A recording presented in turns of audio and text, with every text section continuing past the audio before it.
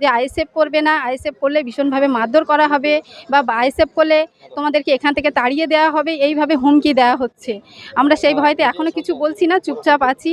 আমাদের এই আইএসএফ করা নিয়ে আমার দোকান চুরি হয়েছে 3 বার। আমার একটা কাপড় দোকান ছিল, আমি নিজে ব্যবসা করতাম, করার পরে 3 বার আমার দোকানটা চুরি হয়েছে এই আইএসএফ করার ক্ষেত্রে। সেই জন্য বলছি টিএমসিওয়ালারা, মানে টিএমসির প্রধান ছিল, হুমকি দিয়েছে আমাদের এখানে, নাম জানি কিন্তু আমি নাম বলবো না, ঠিক আছে, আমি নাম বলবো না। কিন্তু যারা প্রার্থী আমাদের এখানে বামফ্রন্টের প্রার্থী দেওয়া হয়েছিল, আইএসএফের প্রার্থী দেওয়া হয়েছিল, তার মধ্যে আমাদেরকে ডাক করিয়েছে। আমাদের যে প্রার্থী দেওয়া হয়েছিল মানে বামফ্রন্ট থেকে, তার বাড়িতে ডাক করিয়ে সেখান থেকে নমিনেশন উইথড্র করে নিতে বাধ্য করালো, তাদেরকে মারধর করেছিল। সেই জন্য বলছি আমি দাঁড়িয়েছিলাম বামফ্রন্ট থেকে সমিতিতে, পঞ্চায়েত সমিতিতে আমি দাঁড়িয়েছিলাম বামফ্রন্টে।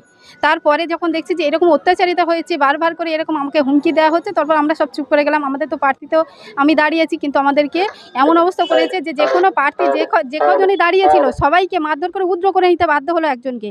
আর আমাদের যখন দেখছে যে এরকম ভোট পড়ছে, আমাদের মানে সবাই আর বামফ্রন্টে ভোট দিয়েছে, তখনই কি করেছে, সবকে ওরা ছাপা মেরে সবাই লুট করে নিল। আমার নাম সাইদা সর্দার, আমার 2 নম্বর রানীগড়ে বাড়ি, আমার স্বামীর নাম জমশেদ সর্দার। থানা থেকে আমি কেস করলাম, থানাতে কোনো স্টেপ নিল না এখনও পর্যন্ত, সব চুপচাপ আছে। পয়সা দিয়ে সব কেসটাকে চাপা দিয়ে রেখেছে। এখন মনে হচ্ছে আমি আইএসএফ করব, আইএসএফে আমি সহযোগিতা নিয়েছি, আশঙ্কা তো অবশ্যই আছে। এখন আমাদের বাড়িতে আমার মানে কি ফোন আসছে যে হুমকি দেওয়া হচ্ছে যে তুমি আইএসএফ করবে না, ফের ওরকম মারধর করা হবে। দেয়াল লিখনে নিয়ে তারা দখল করতে চাইছে, বা আমরা দেয়াল লেখার জন্য প্রস্তুতি নিয়েছি। গ্রামে কিছু লোক আমাদেরকে সাপোর্ট করছে যে দেয়াল লেখো, আমরা অনুমতি দিচ্ছি, কিন্তু আমরা এখন কিছু বলছি না। আমরা যে দেয়াল তো লিখবই অবশ্যই, ফ্ল্যাগ মারবো, কিন্তু কারোর ক্ষমতা থাকলে আমাদেরকে আটকাবে। ওনার স্বামী আইএসএফ করার জন্য কিভাবে অত্যাচারিত হয়েছে একবার ওনার মুখে আপনারা শুনেন।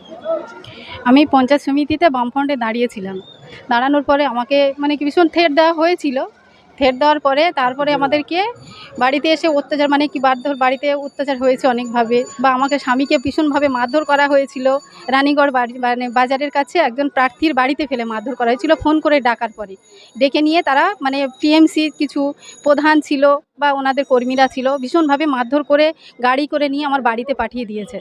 দেওয়ার পরে আমার বাড়িতে ওনাদেরকে বলে দিল যে কোনো দিন ওনাকে থানা পুলিশ করবে না, কেস কামারি করতে হবে না, আমরা যা কিছু হয়েছে সব কিছু আমরা টাকা পয়সা দিয়ে ডাক্তার ভর্তি করে ওনাকে সুস্থ করে দেব। তারপরে কোনো ডাক্তার ভর্তি তো দূরের কথা, আমাকে বাড়ি এসে একবারও দেখাও করেনি যে কে সে মরে গেছে কি বেঁচে আছে, একবার এসে দেখলো না। তারপর আমার বাড়ি থেকে আমার স্বামীকে আমি ডাক্তার ভর্তি করে সুস্থ করার পরে এখন ভীষণভাবে